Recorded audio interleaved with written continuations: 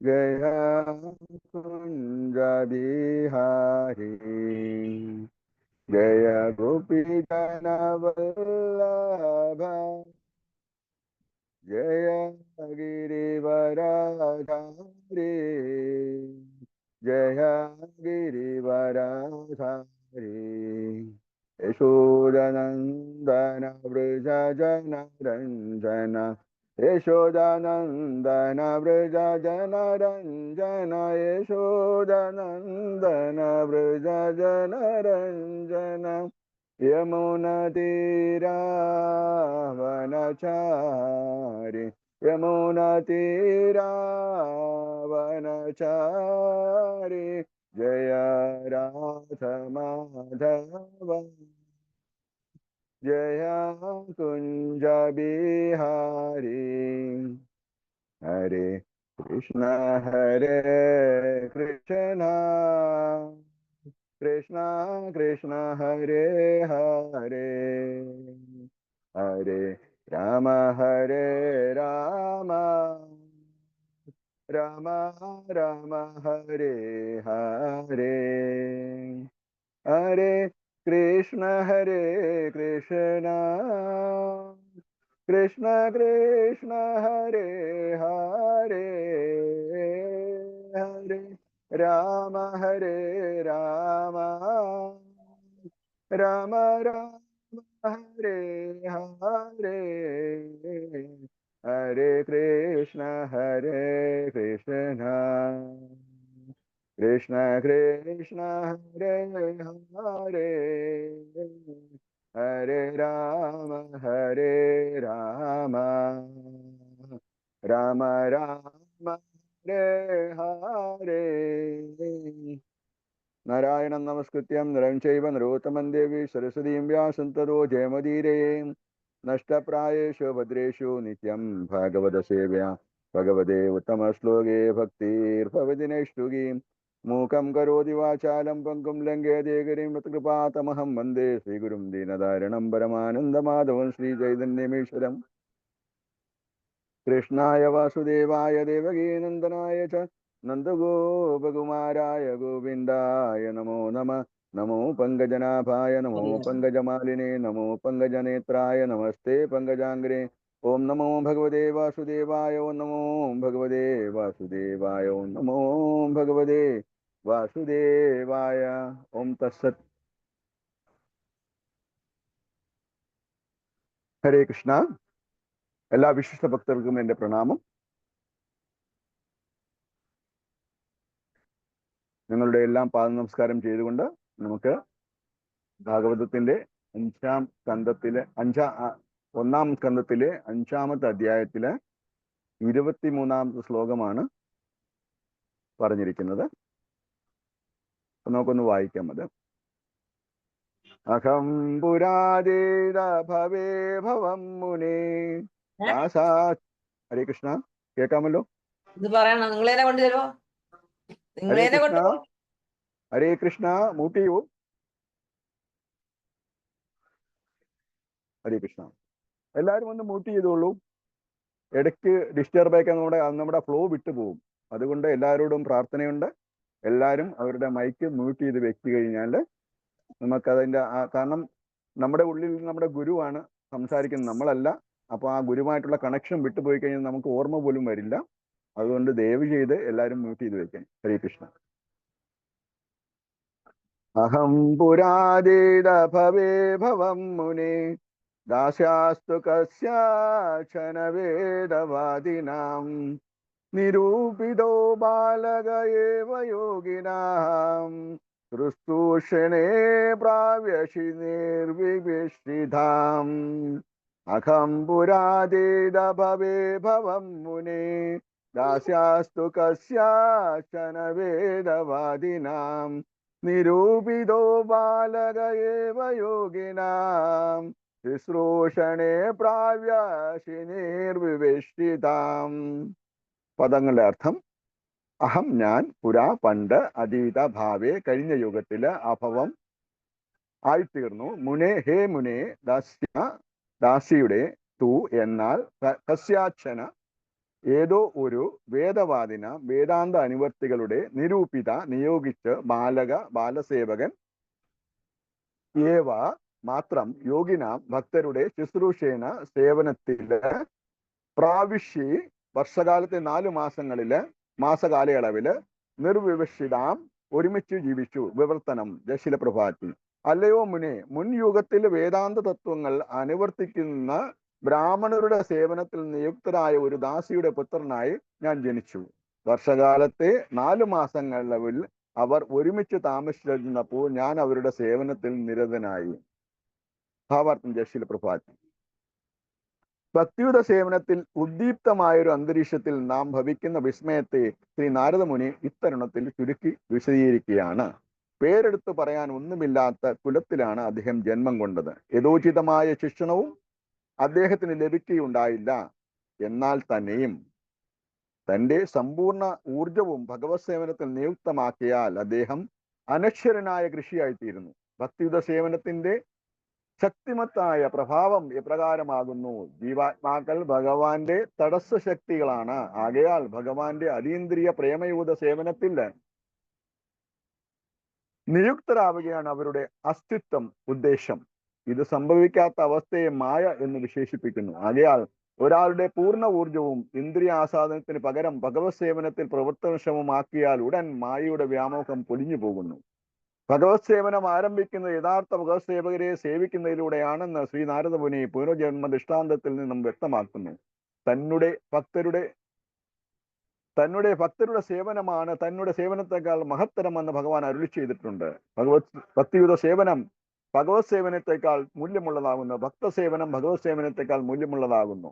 ആകയാൽ ഒരാൾ ഭഗവത് സേവനത്തിൽ സദാ വ്യാപൃതനാവുക, ആധികാരികതയുള്ള ഭഗവത് സേവകനെ തിരഞ്ഞെടുക്കുകയും അത്തരം ഒരു സേവകനെ ആത്മീയ ആചാര്യനെ സ്വീകരിച്ച് അംഗീകരിച്ച് അദ്ദേഹത്തിന്റെ സേവനത്തിൽ നിരതനാവുകയും വേണം. ഭൗതിക ഇന്ദ്രിയ സംവേദത്തിന് അതീതമായ ഭഗവാനെ ദർശിക്കാനുള്ള സുതാര്യമായ മാധ്യമം മറ്റൊരു ആത്മീയ ആചാര്യനാകുന്നു. ആത്മീയ ആചാര്യന് സമർപ്പിക്കുന്ന സേവനത്തിന്റെ അനുപാതം അനുസരിച്ച് ഭഗവാൻ ഭക്തന് സ്വയം വെളിവാക്കപ്പെടുന്നു. ഭഗവത് സേവനത്തിൽ മാനവോർജത്തെ ഉപയോഗപ്പെടുത്തുന്നതാണ് പുരോഗമനമായ പരിത്രാണ മാർഗം. യഥാർത്ഥ ആത്മീയാചാര്യന്റെ മാർഗനിർദ്ദേശത്തിൽ ഭഗവാന് സേവനം നൽകപ്പെടുമ്പോൾ തക്ഷണം സമ്പൂർണ്ണ വിശ്വപ്രപഞ്ച സൃഷ്ടിയും ഭഗവാനിൽ നിന്ന് അഭിന്നമായി തീർന്നു. സർവ്വതിനെയും ഭഗവാന്റെ ഗുണവർണ്ണനത്തിനായി ഉപയോഗപ്പെടുത്തുന്ന കല നിപുണനായ ആത്മീയാചാര്യന് അറിവുള്ളവയാണ്.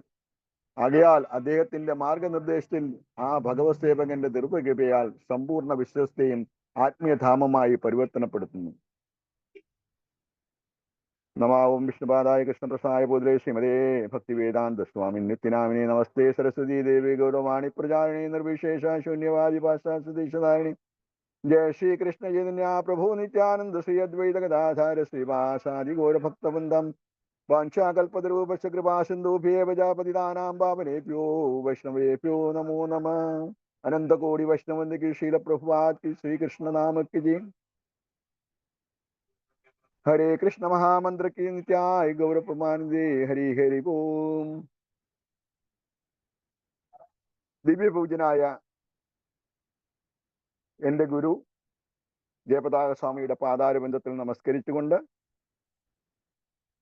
എന്റെ ശിഷ്യാഗുരുക്കളുടെ പാതാരബന്ധത്തിൽ നമസ്കരിച്ചുകൊണ്ട്, ഇവിടെ ഇരിക്കുന്ന വിശിഷ്ട ഭക്തരുടെ പാദങ്ങളിലും നമസ്കരിച്ചുകൊണ്ട്, എൻ്റെ എളിയമായ അണ്ടർസ്റ്റാൻഡിങ് അല്ലെ എൻ്റെ ആ ഒരു മനഃസ്ഥാപിതം ഇവിടെ വിവരിക്കാനായിട്ട് തുനിയുകയാണ്. ഹരേ കൃഷ്ണ. എല്ലാവരുടെയും കൃപയുണ്ടാവണം.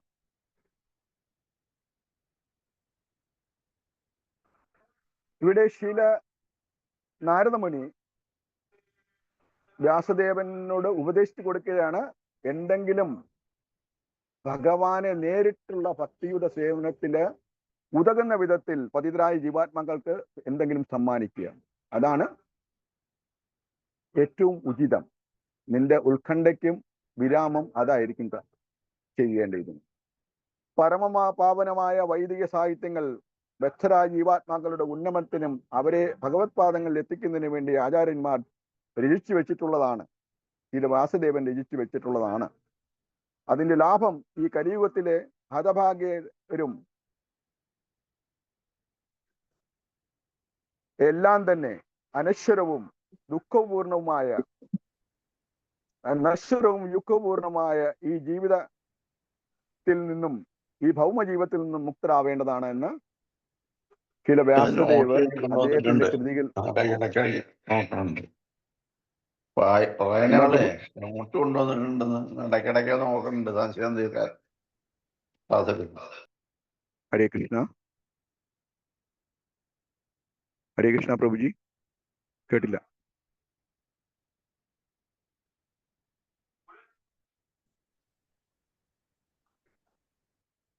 ഹരേ കൃഷ്ണ. എന്തെങ്കിലും കമന്റ് പറഞ്ഞോ പ്രഭു? ഹരേ കൃഷ്ണ പ്രഭു, അത് പ്രഭു കമന്റ് പറഞ്ഞാണെന്ന് തോന്നില്ല പ്രഭു, അൺമ്യൂട്ട് ആയി പോയതാ, ഞാൻ മ്യൂട്ട് ചെയ്തു പ്രഭു. ഹരേ കൃഷ്ണ. ഹരേ കൃഷ്ണ. മാതാജി ഒരു കോമൺ മ്യൂട്ട് ചെയ്തോളൂ മാതാജി. ഓക്കെ പ്രഭു. ഹരേ കോമൺ ആയിട്ട് മ്യൂട്ട് ചെയ്തു. ശരി. അതായത് വ്യാസദേവനോട് നാരദമുനി പറഞ്ഞിരിക്കുന്നത് ഈ വിഷയത്തെ പറ്റിയാണ്.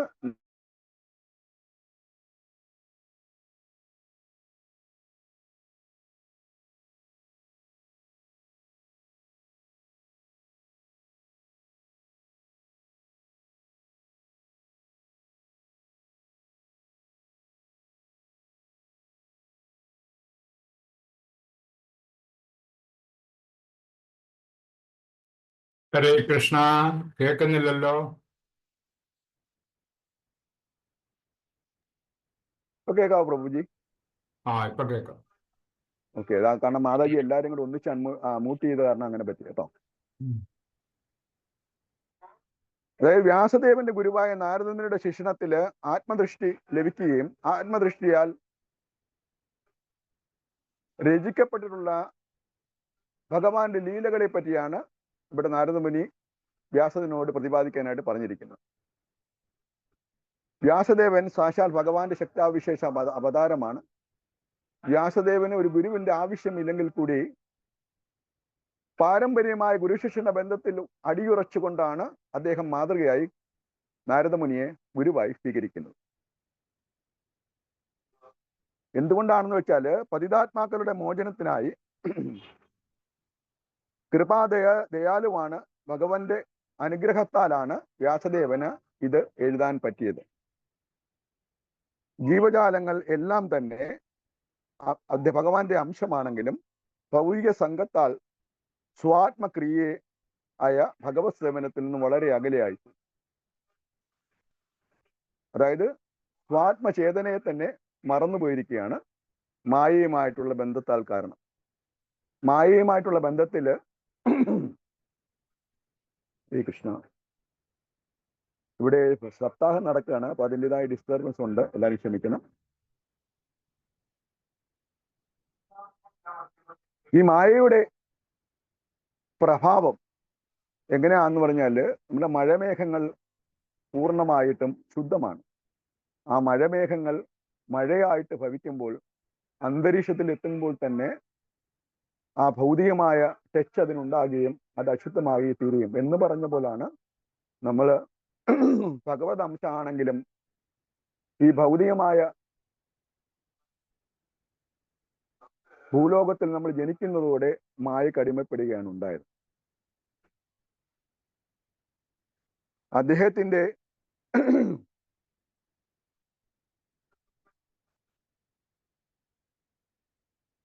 സാക്ഷാൽ വ്യാസദേവന് തന്റെ ഗുരുവിനെ പൂർണ്ണമായി സമർപ്പിക്കുകയാകയാൽ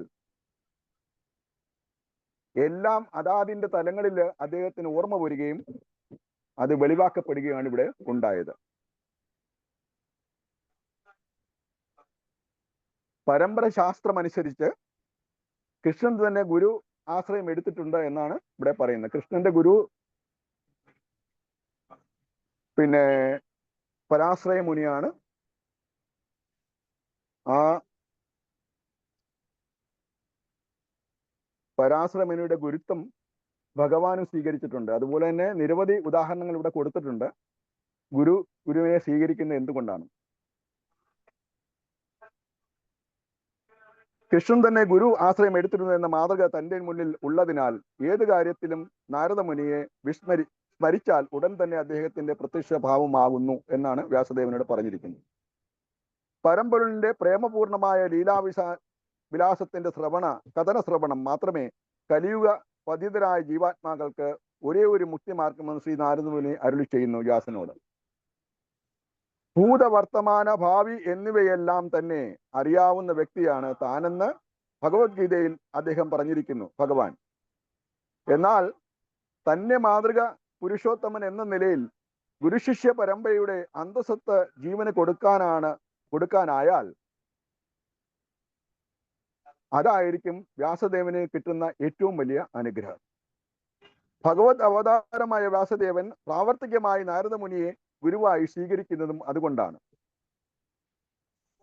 നമ്മുടെ ശരീരത്തിനെ കുറിച്ച് പോലും അറിയാൻ സാധിക്കാത്ത നമ്മൾ അന്യ ശരീരത്തെക്കുറിച്ച് എങ്ങനെ അറിയാനാണ്?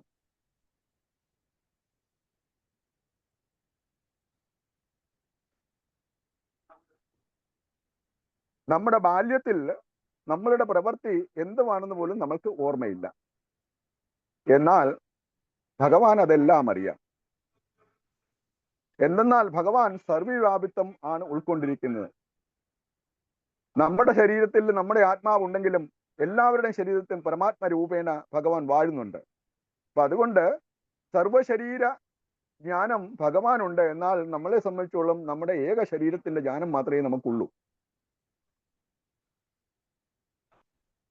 ഓരോ ജീവന്റെ ഉള്ളിൽ കുടികൊള്ളുന്ന സാക്ഷാൽ ഭഗവാൻ സർവഗ്രാഹീനുമാണ്. ഇവിടെ പറയുന്ന ശ്ലോകം മയാധ്യേഷണ പ്രകൃതി സൂയദേശ രാജരം. ഭഗവാന്റെ കൃപയാൽ ഉത്ഭവിക്കുന്നു, നടക്കുന്നു, ഒടുങ്ങുന്നു, എല്ലാം തന്നെ. പ്രകൃതി സ്വതന്ത്രമല്ല. പ്രകൃതിയും ഭഗവാന്റെ ശക്തിയാകയാൽ ആ പ്രകൃതിയെയും നയിക്കുന്നത് ഭഗവാൻ തന്നെയാണ് എന്നാണ് വ്യാസദേവന്റെ അർത്ഥം കൊടുത്തിരിക്കുന്നത്.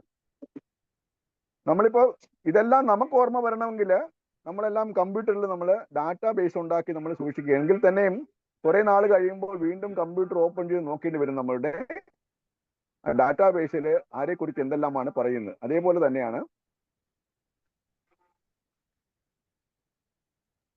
പരമ്പൊരുളിന് അതിന്റെ ആവശ്യമില്ല. കാരണം അദ്ദേഹമാണ് നമുക്ക് ബുദ്ധിയും സ്മരണയും മറവിയും എല്ലാം നൽകിയിരിക്കുന്നത്. അതായത് ശ്രീമദ് ഭഗവത്ഗീതയുടെ 18-ാം അധ്യായത്തിൽ ഈ ശ്ലോകം പറയുന്നുണ്ട്, 54-55 കണ്ടാണ്. അതായത് നമുക്ക് നൽകിയിരിക്കുന്ന ബുദ്ധിയും മറവിയും സ്മരണയും എല്ലാം തന്നെ ഭഗവാന്റെ സമ്മാനമാണ്. നമുക്ക് മറവി തന്നില്ലെങ്കിൽ നമുക്ക് ജീവിക്കാനേ പറ്റില്ല. ഇവിടെ പോയി എത്ര നാളായി? എവിടെയാന്ന് എനിക്കറിയില്ല. എന്റെ കൃഷ്ണ, അറിയില്ല. കുറെ നാളായി വീട്ട്.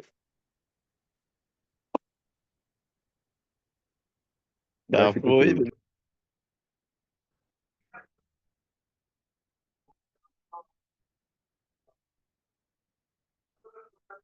അദ്ദേഹത്തിന്റെ പ്രവൃത്തിയിൽ സെറ്റപ്പിൽ വർത്തിക്കുന്നതെല്ലാം കൃത്യമാണ്. ഉദാഹരണം, സൂര്യൻ, ചന്ദ്രൻ എന്നിവ ഗോചരമാകുന്ന യുഗാന്തരങ്ങളോളം കഴിഞ്ഞാലും ശരി ആ കൃത്യത പാലിക്കുകയാണ്. ഒരു ദിവസം പോലും ലേറ്റ് ആയിട്ട് വന്നിട്ട് സൂര്യൻ പറയാനുണ്ടോ, അയ്യോ സോറി ഞാൻ ഇച്ചിരി ലേറ്റ് ആയിപ്പോയി, അങ്ങനെ പറയാറില്ല. കാരണം വളരെ കൃത്യതയായിട്ടാണ് ഭഗവാന്റെ സൃഷ്ടികളെല്ലാം പാലിക്കുന്നത്. അനന്തകോടി ബ്രഹ്മാണ്ടങ്ങൾ ഉണ്ടെങ്കിൽ ബ്രഹ്മാണ്ടങ്ങളുടെ നടത്തിപ്പുകാരായ ദേവതകൾ പോലും അവരുടെ കൃത്യത യഥാസമയം യഥാവിധി പാലിക്കുന്നുണ്ട്. എങ്കിൽ അവരുടെ എല്ലാം അധിപനായ ഭഗവാൻ എത്ര കൃത്യനിഷ്ഠനാണെന്നുള്ളത് നമ്മൾ ആലോചിക്കണം. ഉദ്ധവര് പറയുന്നു, ഭഗവാനിൽ ദ്വേഷങ്ങളില്ല. സർവജ്ഞനും സർവ്വവ്യാപിയും അദോഷജനും ആണ് ഭഗവാൻ. ഭഗവാനിൽ നിന്നും മുഖം തിരിഞ്ഞു നിൽക്കുന്ന പ്രാണികൾ തന്റെ തന്നെ അംശമാണെന്നും തന്നിലാണ് അവർ ശരണം പ്രാപിക്കേണ്ടതെന്നും സ്മരണ നൽകാനായാൽ അവർക്ക് ഞാൻ പ്രത്യക്ഷനാകുമെന്നാണ് പറയുന്നത്. അപ്പൊ സ്മരണ ആരാണ് കൊടുക്കേണ്ടത്? നമ്മളെ പോലുള്ള ജീവികളാണ് മറ്റുള്ള അധപ്പതിക്കുന്ന ജീവികൾക്ക് ഭഗവാന്റെ സ്മരണ നൽകേണ്ടത്. അത് ഏതിൽ കൂടെയാണ് സ്മരണ നൽകേണ്ടത്? ഭഗവാന്റെ കീർത്തിത കഥനങ്ങളിൽ കൂടെയാണ് നമുക്ക് അവർക്ക് സ്മരണ നൽകാൻ, ഭഗവാന്റെ സ്മരണ നൽകാൻ പറ്റുന്നത്. സർഗ വിസർഗ ആദി സൃഷ്ടി ബ്രഹ്മാവിനും സ്മരണ കൊടുത്തത് ഭഗവാൻ തന്നെയാണ്. ഭഗവാനിൽ കൂടെയാണ് അദ്ദേഹം ശാസ്ത്രം ബ്രഹ്മാവിന് നൽകിയിരുന്നത്. 84 ലക്ഷം ടെംപ്ലേറ്റ് യോനികളിൽ ഗുണകർമ്മങ്ങൾക്ക് അനുസാരം ജീവവർഗങ്ങളെ നിക്ഷേപിച്ച് ക്രമാനുസരം ഭഗവത് പാതാരബിന്ദത്തിലേക്ക് കൊണ്ടുവരാനുള്ള കൃത്യമാണ് ബ്രഹ്മാവ് ചെയ്യുന്നത്. ബ്രഹ്മാവ് അങ്ങനെ സൃഷ്ടി നിർമ്മിച്ചിട്ട് ജീവജാലങ്ങളെ നിർമ്മിച്ചിട്ട് അവർക്ക് വേണ്ട എല്ലാവിധ ജ്ഞാനവും ബ്രഹ്മാവിൽ നിന്നാണ് കിട്ടുന്നത്. ബ്രഹ്മാവിൽ കൂടെ നാരദനിലും നാരദമുനിയിൽ കൂടെ വ്യാസദേവനിൽ കൂടെയാണ് ഈ ജ്ഞാനം പതിതരായ ജീവാത്മാക്കൾക്ക് കൊടുത്തിരിക്കുന്നത്. എങ്ങനെയെന്നാൽ തമോ ഗുണ ജീവികളെ നരകത്തിലും രജോ ഗുണ ജീവികളെ പൃഥ്വിയിലും സത്വഗുണ ജീവികളെ ഉപരിലോകങ്ങളിലും എത്തിക്കുന്നു. ആര്? ബ്രഹ്മജ്ഞാനം. ജീവോ ജീവസ്യ ജീവനം. രാഗദ്വേഷങ്ങൾ അന്യോന്യം സ്പർദ്ധ സൃഷ്ടിക്കുന്ന ജീവനുകൾക്ക് ശാന്തിയിൽ ജീവിക്കാൻ ഭഗവാൻ അവർക്ക് എല്ലാവർക്കും കൂടെ വേദത്തെ സമ്മാനിച്ചിരിക്കുകയാണ്. വേദങ്ങളിലൂടെ വേദവ്യാസൻ ചതുർവേദങ്ങൾ ആക്കി മാറ്റിയെങ്കിലും ആ വേദത്തിന്റെ ഭാഗങ്ങളിലെല്ലാം തന്നെ മനുഷ്യന് എങ്ങനെ പുരോഗമിക്കാം, അതായത് ധർമ്മ അർത്ഥ കാമമോക്ഷം എന്ന പുരുഷാർത്ഥത്തിൽ കൂടെ എങ്ങനെ പുരോഗമിച്ച് ഭഗവത് പാദങ്ങളിലേക്ക് എങ്ങനെ എത്താം എന്നാണ് വേദവ്യാസൻ ചതുർവേദങ്ങളിലൂടെ കൊടുത്തിരിക്കുന്ന മാർഗം.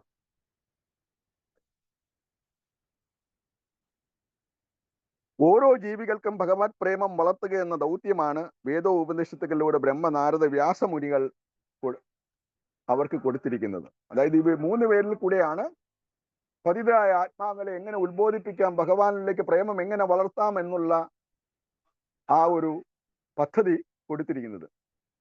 പ്രഹ്ലാദ മഹാരാജ് ഒരു വിധത്തിൽ പറഞ്ഞിട്ടുണ്ട്, ഭഗവാനെ അങ്ങ് വിവിധ പ്രകാരം വിവിധ ജീവികളിൽ കൂടി ഭഗവത് പ്രേമം പ്രദാനം ചെയ്യുന്നു.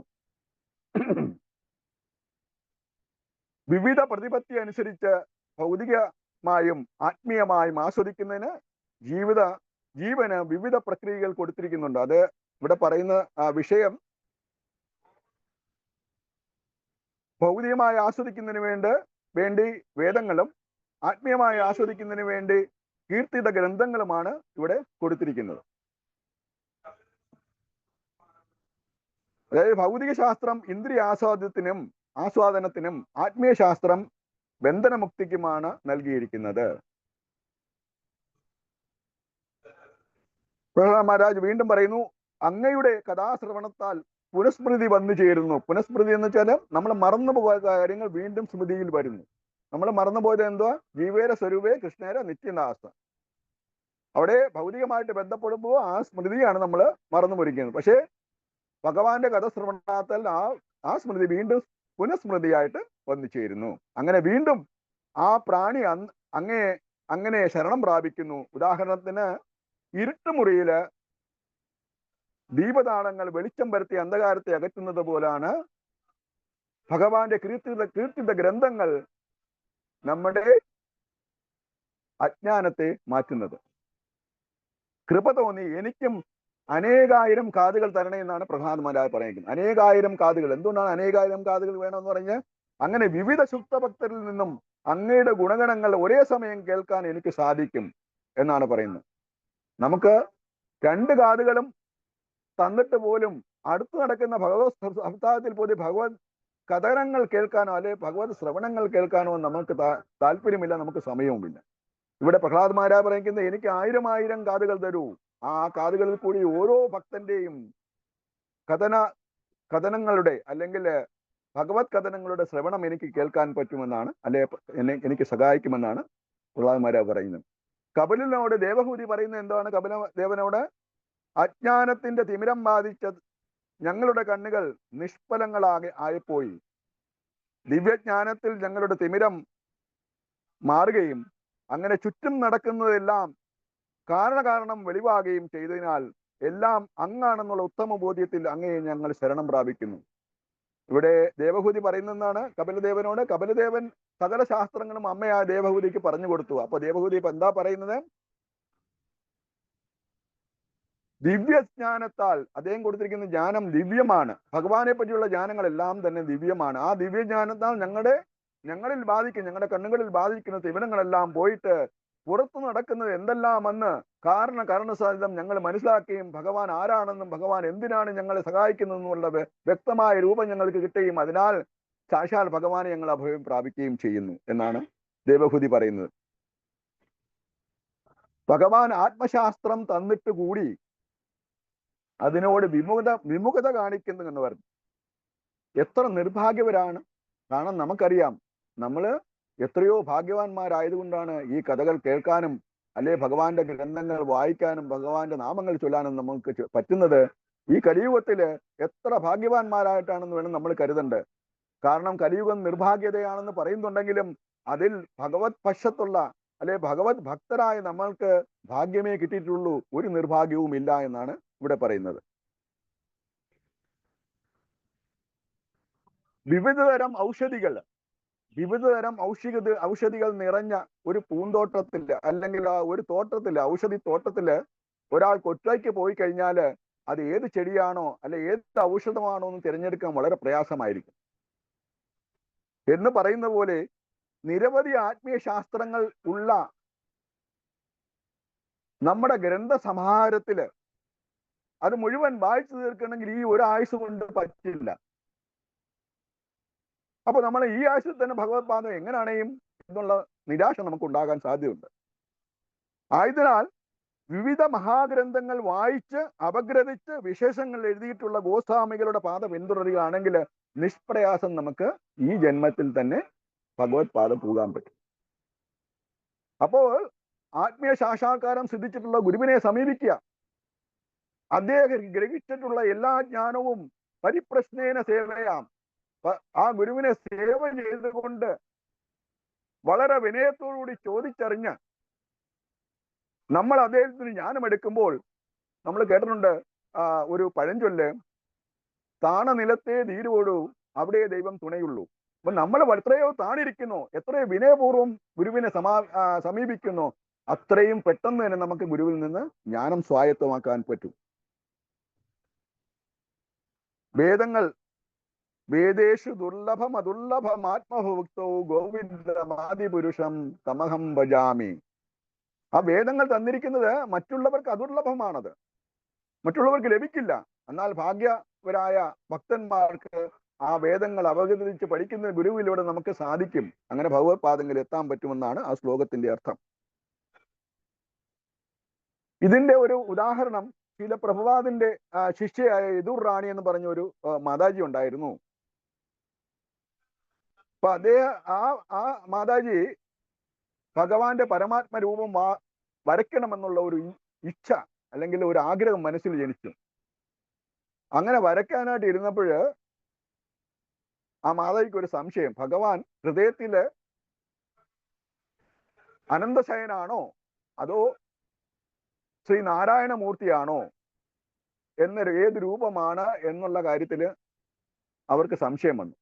അങ്ങനെ വിശിഷ്ട ഭക്തരോടെല്ലാം അവർ ചോദിച്ചു, എങ്ങനെയാണ് പരമാത്മാവ് ഇരിക്കുന്നത്, അദ്ദേഹത്തിന്റെ പടം എനിക്ക് വരയ്ക്കണം. അപ്പൊ അവരെല്ലാം പറയുന്നതെന്ന് പറഞ്ഞാല് ഇത് ഒരു ജ്ഞാനത്തിന്റെ മുകുടമാണ് ഈ അറിവ്, ഇതിനെ പറ്റി ഒരു അഭിപ്രായം പറയാൻ ഞങ്ങളില്ല എന്ന് പറഞ്ഞു. ശീല പ്രഭുപാദ് വന്നപ്പോഴത്തേക്ക് മാതാജി ശീല പ്രഭുപാദിനോട് ചോദിച്ചു, അല്ലയോ ഗുരുവേ, ഇങ്ങനെ ഒരു സംശയം എനിക്കുണ്ട്, എനിക്ക് പരമാത്മാവിന്റെ ചിത്രം വരയ്ക്കണം.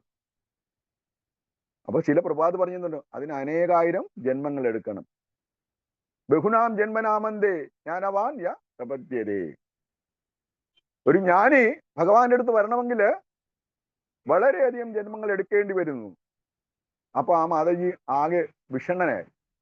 മാതാജി പറഞ്ഞു, ഈ ജന്മത്തിൽ എനിക്ക് ഭഗവാന്റെ അടുത്ത് പോകാൻ പറ്റില്ലേ, ഈ ജന്മത്തിൽ എനിക്ക് പരമാത്മാവിന്റെ ചിത്രം വരയ്ക്കാൻ പറ്റില്ലേ എന്ന് പറയുമ്പോൾ ചില പ്രഭുപാദ് പറഞ്ഞെന്താണ്, സമാധാനിക്കൂ, കാരണം നിങ്ങൾ ഇരിക്കുന്നത് വിശിഷ്ടരായ ഭഗവത് ഭക്തരുടെ സത്സംഗത്തിലാണ്. ആ സത്സംഗത്തിൽ ഇരിക്കുമ്പോൾ നിങ്ങൾക്ക് ഭഗവാൻ നിങ്ങളുടെ ഉള്ളിലിരുന്ന പരമാത്മാവ് തന്നെ നിങ്ങൾക്ക് ബുദ്ധി നൽകും ഭഗവാന്റെ പടം വരയ്ക്കാനായിട്ട്. അതുകൊണ്ട് ഭഗവാനെ ഉള്ളിലേക്ക് ധ്യാനിക്കൂ, ഭഗവാനെ ഉള്ളിലേക്ക് ധ്യാനിക്കുമ്പോൾ നിങ്ങൾക്ക് യഥാരൂപം കിട്ടും എന്ന് ശീല പ്രഭുപാദ് അരുളി ചെയ്തു.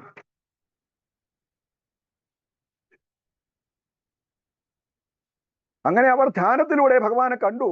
ചതുർഭുജനായി വിരാജിക്കുന്ന ആ ദിവ്യരൂപം ആ മാതാജിക്ക് ദർശിക്കാൻ പറ്റി. അങ്ങനെ അവരത് വരയ്ക്കുകയും ചെയ്തു. തേഷാമധികരസ്തേഷാം അവ്യക്താസക്തചേതസാം അവ്യക്താഹീഗതി ദുഃഖം ദേഹവത് പരിവർത്തതേ. ഭക്തർ ഭഗവാന്റെ ധാമത്തിൽ എത്താനായി കൂടുതൽ പ്രയാസപ്പെടുന്നു. അങ്ങനെ പ്രയാസപ്പെടുത്താതെ ഭഗവാൻ എത്തിക്കുക തന്നെ ചെയ്യുമെന്ന് ആര് വാക്കു കൊടുക്കുന്നു? ശീല പ്രഭുപാദ്.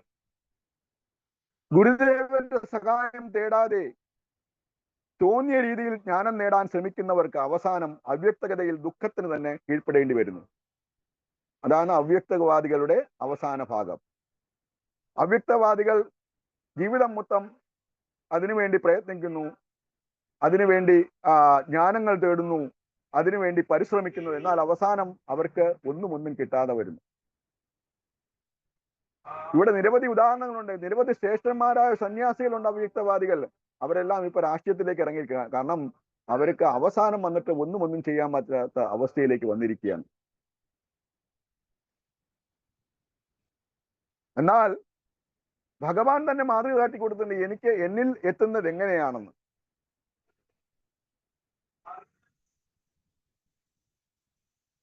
മറ്റുള്ള ജീവികൾ അതിനെ പിന്തുടർന്ന് വരികയാണെങ്കിൽ ഭഗവാൻ സ്വയം ഗുരുവിനെ സ്വീകരിച്ച്, അതുകൊണ്ട് ഭഗവാനെ പിന്തുടരണമെങ്കിൽ അധ്യാത്മ ഗുരുവിനെ സ്വീകരിക്കണം. ഭഗവാൻ തന്നെ സ്വയം ഗുരുവിനെ സ്വീകരിച്ചിട്ടുണ്ട്, ഇല്ലേ? അപ്പൊ ഭഗവാൻ തന്നെ ഗുരുവിനെ സ്വീകരിച്ചിട്ടുണ്ടെങ്കിൽ, സന്ദീപ മുനിനെ സ്വീകരിച്ച് ഭഗവാൻ ശിഷ്യത്വം സ്വീകരിച്ചിട്ടുണ്ടെങ്കിൽ അത് ഭഗവാന്റെ മാതൃകയാണ്. ഒരു ഗുരുവിൽ കൂടി മാത്രമേ ഭഗവാനിൽ എത്താൻ പറ്റുള്ളൂ എന്നുള്ള ആശയത്തെയാണ് ഭഗവാൻ അത് എടുത്തു കാണിക്കുന്നത്. ഇവിടെ എങ്ങനെയാണ് ആധ്യാത്മിക ജ്ഞാനം ആധ്യാത്മിക ജ്ഞാനം ഉൾക്കൊള്ളേണ്ടത് എന്നുള്ള വിവരത്തില് നമ്മള് കുരങ്ങിന്റെ ഉദാഹരണം നമുക്ക് എടുക്കാം. ഒരു വ്യാപാരി ഉണ്ടായിരുന്നു. ആ വ്യാപാരിയുടെ തൊപ്പികളെല്ലാം എടുത്ത് കുരങ്ങൻ മറ്റുള്ള കെട്ടിടങ്ങളുടെ മണ്ടയ്ക്കായിട്ട് കയറി. അദ്ദേഹം എന്ത് ചെയ്തു? അദ്ദേഹത്തിന്റെ തലയിൽ ഇരുന്ന് തൊപ്പി എടുത്തിട്ട് ആ കൊട്ടയിലേക്ക് എറിഞ്ഞു. കാരണം കുരങ്ങിന്റെ സ്വഭാവം അറിയാമല്ലോ, മറ്റുള്ളവർ എന്ത് ചെയ്യുന്നു അത് അനുകരിക്കും. അങ്ങനെ ആ കുരങ്ങളുടെ തൊപ്പിയെല്ലാം ആ കുട്ടയിലേക്ക് അവർ വലിച്ചെറിഞ്ഞു. അപ്പൊ ബുദ്ധിമാനായ ആള് എന്താ ചെയ്യേണ്ടത്? ബുദ്ധിമാനായ ആൾക്കാര് ഭഗവാനെ സമീപിക്കുന്നതിന് വേണ്ടി ഒരു അധ്യാത്മ ഗുരുവിനെ സ്വീകരിക്കണം. അധ്യാത്മ ഗുരുവിനെ സ്വീകരിക്കുമ്പോൾ മാത്രമേ ഭഗവാൻ നമുക്ക് വെളിവാകുള്ളൂ. ഇവിടെ ശ്രീരാമചന്ദ്രനും സഹോദരന്മാരും അതുപോലെ തന്നെയാണ് ചെയ്തത്. വസിഷ്ഠമുനിയുടെ അടുത്തേക്കാണ് ശ്രീ ദശരഥ മഹാരാജാവ് കുട്ടികളെ കൊണ്ടെത്തിച്ചത്. സംഘർഷനാണ് രാമേന്ദ്രനായിട്ട് ശ്രീ രാമചന്ദ്രൻ ആയിട്ട് വന്നിരിക്കുന്നത്. വസുദേവനാണ് ലക്ഷ്മണനായിട്ട് വന്നിരിക്കുന്നത്. പ്രത്യുപ്തനാണ് ഭരതനായിട്ട് വന്നിരിക്കുന്നത്. അനിരുദ്ധനാണ് ശത്രുഘ്നായിട്ട് വന്നിരിക്കുന്നത്. അപ്പൊ വസിഷ്ഠമുനിക്ക് എല്ലാ രഹസ്യവും അറിയാം. അദ്ദേഹം ഒരു മുറിയിലേക്ക് ഇവരെ വിളിച്ചുകൊണ്ട് പോയിട്ട് വയ്ക്കുന്നു, ഭഗവാനെ ശ്രീരാമചന്ദ്ര, എന്തിനാണ് ഈ നാടകം കളിക്കുന്നത്? ഞങ്ങളുടെ ഏറ്റവും പരമപവിത്രമായ ദേവനല്ലേ അങ്ങ്? പിന്നെ ഞാൻ എന്തിനാണ് അങ്ങയുടെ ശിഷ്യത്വം സ്വീകരിക്കുന്നത്? എന്തിനാണ് ഈ നാടകം കളിക്കുന്നത്? ഡ്രാമ കളിക്കുന്നത് എന്തിനാണെന്ന് ചോദിച്ചപ്പോൾ ശ്രീരാമചന്ദ്രൻ പറഞ്ഞു, പരമ്പര തത്വം മാതൃകയായിട്ട് കാണിച്ചു കൊടുക്കുന്നവരെ അനുകരിക്കാൻ മാത്രമേ സാധാരണ ജനങ്ങൾ അവരെ അനുഗമിക്കുകയുള്ളൂ എന്നുള്ള തത്വമാണ് അവിടെ വസിഷ്ഠ മുനിയോട് ശ്രീരാമചന്ദ്രൻ പറഞ്ഞത്. അതുകൊണ്ട് ദയവായി എന്റെ ശിഷ്യത്വം എന്നെ ശിഷ്യനായിട്ട് സ്വീകരിച്ചുകൊണ്ട് അദ്ദേഹം തുടർന്നുകൊള്ളൂ എന്ന് ആണ് പറഞ്ഞത്. അപ്പം ഇവിടെ ഗുരുശിഷ്യ ബന്ധം എന്നുള്ളത് പരമപ്രധാനമാണ് ആധ്യാത്മിക ജീവിതത്തിൽ.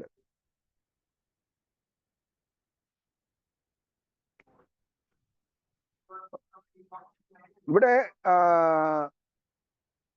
സന്ദീപ മുനിയുടെ ഗുരുകുലത്ത് സന്ദീപ മുനി പഠിച്ചുകൊണ്ടിരിക്കുമ്പോഴും അദ്ദേഹം വളരെയധികം സേവ ചെയ്തിരുന്നു ഗുരുവിന് വേണ്ടി. അപ്പൊ അദ്ദേഹത്തിന് അതിനാൽ ഒരു മഹാഭാഗ്യം സൃഷ്ടിച്ചു. എങ്ങനെ? ഒരു ദിവസം സന്ദീപ മുനിയുടെ ഗുരു എല്ലാവർക്കും ഓരോ എന്താ പറയുക, ഒരു എന്താ പറയുന്നേ, ഓരോ സാധനങ്ങള് കൊടുത്തു അവർക്ക്. അപ്പോ ആ സാധനങ്ങൾ ഓരോരുത്തർ, ചിലർക്ക് പട്ട കൊടുത്തു, ചിലർക്ക് കാലിന്റെ ഭാസ്വരം കൊടുത്തു, ചിലർക്ക് അണിഞ്ഞിരുന്ന ആ ക്യാപ്പ് കൊടുത്തു. അങ്ങനെ ഗുരുവിന്റെ ഓരോ സാധനങ്ങളും അഴിച്ച് ഓരോ ശിഷ്യന്മാർക്ക് കൊടുത്തു. എന്നിട്ട് സന്ദീപനോട് ചോദിച്ചു, നീ എന്റെ പ്രിയ ശിഷ്യനല്ലേ, നിനക്ക് എന്താ വേണ്ടത് എന്ന് ചോദിച്ചു. അപ്പോൾ അദ്ദേഹം പറഞ്ഞു,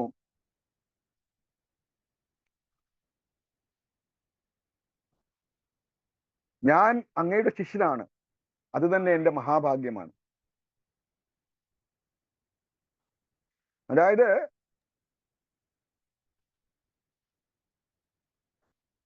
അങ്ങയുടെ ശിഷ്യത്വം ശേഖരിച്ചു തന്നെ എന്റെ മഹാഭാഗ്യമായി ഞാൻ കരുതുന്നു. പിന്നെ എനിക്ക് എന്താ വേണ്ടത്? സർവശേഷനായ അങ്ങയോ സേവിക്കുകയാണ് എന്റെ ലക്ഷ്യം എന്ന് പറഞ്ഞു.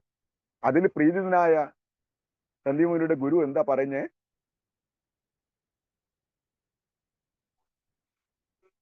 കാണുന്നില്ലല്ലോ, ഒരു മിനിറ്റ്.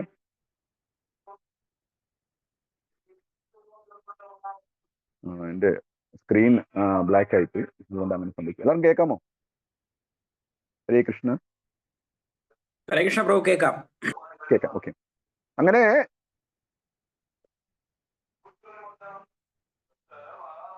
സന്ദീപമുനിയോട് ചോദിച്ചു ഗുരു, നിനക്ക് എന്താ വേണ്ടത്?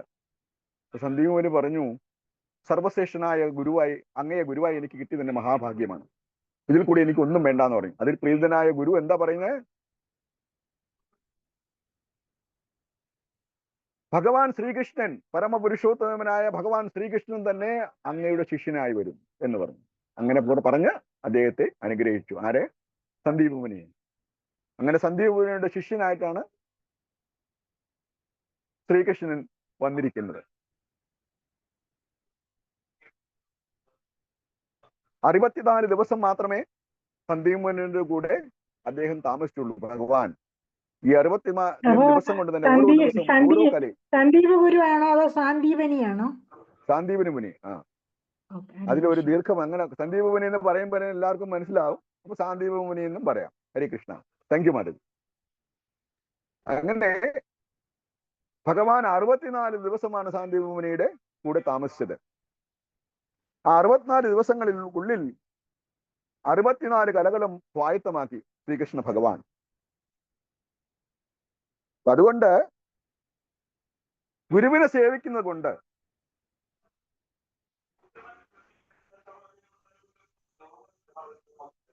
എന്താ സംഭവിക്കുന്നത്? നമുക്ക്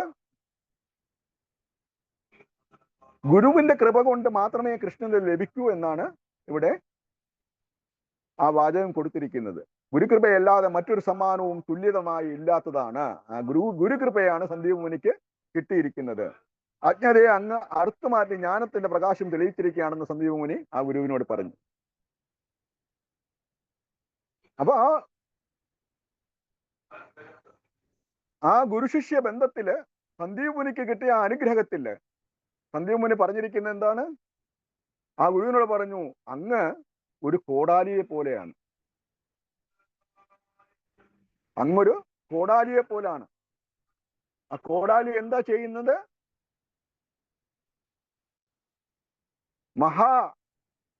മായയുടെ സൃഷ്ടിയായ അശ്വത്ഥം, വേരുകൾ മുകപ്പോട്ടും ശിഖരങ്ങൾ താഴോട്ടുമുള്ള അശ്വത്ഥ മരത്തിൽ, ആ മരത്തിന്റെ ഇടയിൽ പെട്ട് കഴിയുന്ന, ആ മരത്തിന്റെ വേരുകളിൽ പെട്ട് കഴിയുന്ന പതിതാത്മാക്കളുടെ പുരോഗമനം, അവരുടെ മുക്തിയാണ് വേണ്ടത്.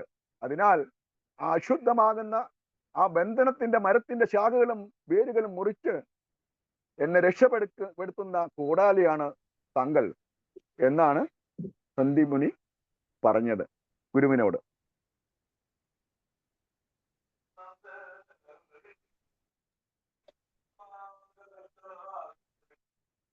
അങ്ങനെയുള്ള ഒരു ശിഷ്യനെ ആരാണ് സ്വീകരിക്കാത്തത്? ഭക്തിയിൽ കൂടി ഗുരുവിനെ വളരെ വിനയപൂർവ്വം സേവിക്കുകയാണെങ്കിൽ ആ ഗുരു ഭഗവാൻ നമ്മളെ എത്തിക്കുമെന്നതിൽ യാതൊരു സംശയം തന്നെ ഇല്ല. ഇവിടെ ഭഗവാനെ കുറിച്ച് വർണ്ണിക്കുന്നുണ്ട് 23-ാമത്തേലും 22-ാമത്തേലും. ഭഗവാന് 3 വിസ്തരണങ്ങളാണുള്ളത്. സാക്ഷാൽ ഭഗവാന് പതിതരായ ആത്മാക്കളുടെ അവബോധത്തിനനുസരിച്ച് സാക്ഷാത്കാരം നേടാനായിട്ട് 3 വിഭാഗം കാണാൻ കൊടുത്തിരിക്കുന്നത്. ഒന്ന് ബ്രഹ്മം, ഒന്ന് പരമാത്മ സാക്ഷാത്കാരം, ബ്രഹ്മസാക്ഷാത്കാരം, ഒന്ന് ഭഗവത് സാക്ഷാത്കാരം. ഈ ബ്രഹ്മസാക്ഷാത്കാരം പരമാത്മ സാക്ഷാത്കാരം തമ്മിൽ ഒരേ ഒരു വ്യത്യാസമേ ഉള്ളൂ. എന്താണ് വ്യത്യാസം? ബ്രഹ്മസാക്ഷാത്കാരം എന്ന് പറയുന്നത്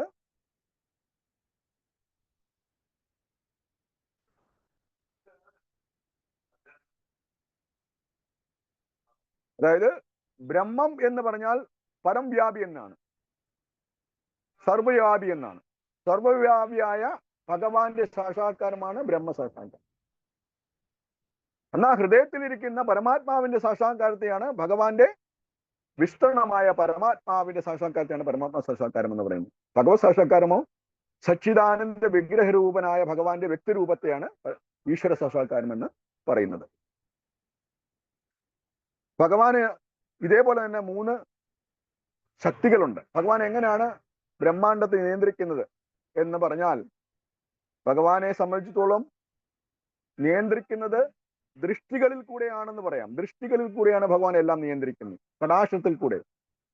എന്നാൽ ഈ ഒരു അധികാരം മറ്റു 2 ശക്തികൾക്കും കൂടെ ഭഗവാൻ കൊടുത്തിട്ടുണ്ട്. ഏതാ? ആന്തരിക ശക്തിയും ബഹിർമുഖ ശക്തിയും. മഹാമായയ്ക്കും അതുപോലെ തന്നെ യോഗമായയ്ക്കും തന്നെ ഈ ശക്തികൾ കൊടുത്തിട്ടുണ്ട് നിയന്ത്രണത്തിന്റെ. അതെങ്ങനെയാണ് അവർ നിയന്ത്രിക്കുന്നത്? ഒരു ആൽമരത്തിന്റെ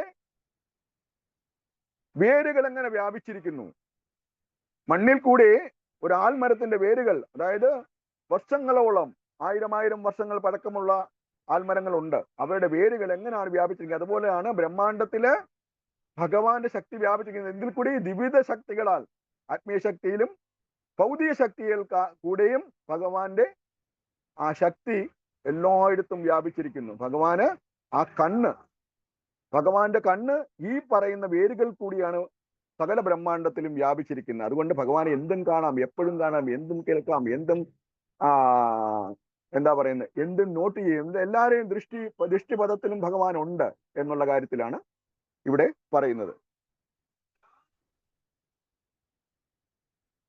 എന്നാൽ ജീവാത്മാവോ ഒരു സ്പിരിച്വൽ സ്പാർക്കാണ്, അംശമാണ് ഭഗവാന്റെ.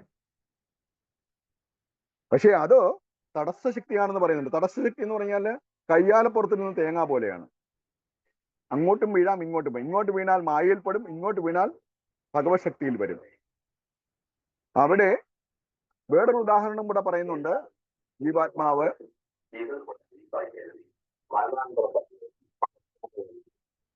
ഹരേകൃഷ്ണ, സോറി. അതായത് വേറൊരു ഉദാഹരണം കൂടെ കൊടുക്കുന്നുണ്ട് ഇതിന്റെ തടസ്സശക്തിക്ക് വേണ്ടി. തടസ്സശക്തി ഒരു സീഷോർ പോലെയാണ്, ഒരു കടൽ തീരം പോലെയാണ്.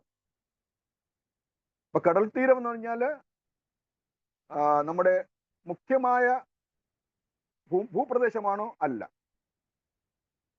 എന്നാൽ കടൽ തീരം പ്രദേശമാണോ, ഭൂപ്രദേശമാണോ? ആണ്. കടലിനും ഭൂപ്രദേശത്തിനും ഇടയ്ക്ക് കണക്കുന്ന ആ ഭാഗത്തിനാണ് നമ്മൾ കടൽ തീരം എന്ന് പറയുന്നത്. അതെന്തുകൊണ്ടാണ്? അത് മാറി മറിയും. എങ്ങനെ?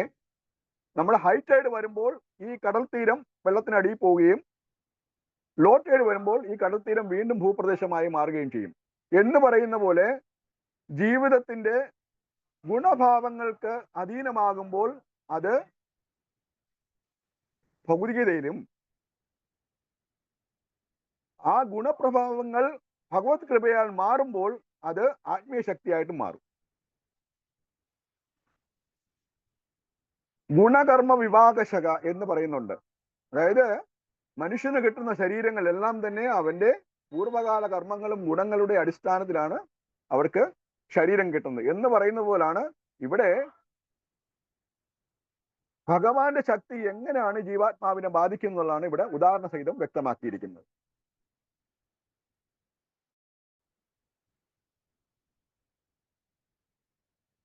ഭഗവാനും ജീവനും പ്രകൃതിയും, അതാണ് 3 ശക്തികൾ എന്ന് പറഞ്ഞാൽ. ഭഗവാന് എന്ന് പറഞ്ഞാൽ സാക്ഷാൽ പരമപുരുഷോത്തമൻ, അതായത് ശക്തിമാൻ. ഭഗവാന്റെ രണ്ട് ശക്തികളാണ് പ്രകൃതി, ജീവ. ജീവ തടസ്സ ശക്തിയും പ്രകൃതി എന്ന് പറയുന്നത് ഭഗവാന്റെ മായാശക്തിയുമാണ്. ഈ മായാശക്തിയും കൃഷ്ണനെയും അതുപോലെ തന്നെ ജീവനെയും പരസ്പരം ബന്ധപ്പെടുത്തുന്ന ചില ആൾക്കാരുണ്ട്.